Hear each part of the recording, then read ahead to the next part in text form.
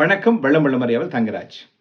இன்னைக்கு பேமெண்ட்ஸ் ரொக்கமா குடுக்குறது, கேஷா குடுக்குறது ஆல்மோஸ்ட் நின்னு போயிடுச்சுங்க. எல்லாமே என்ன பண்றோம்?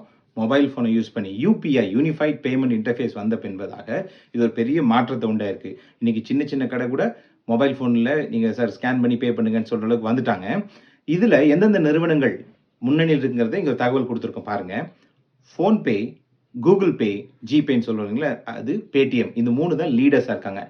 இதுவரைக்கும் பார்த்தீங்கன்னா, இந்த ஒரு வருடத்துல 8.7 பில்லியன் டிரான்சாக்ஷன்ஸ் பரிமாற்றங்கள் ஃபோன்பே மூலமா நடந்திருக்கு. 8.7 பில்லியன்னா கிட்டத்தட்ட 700 கோடிங்க.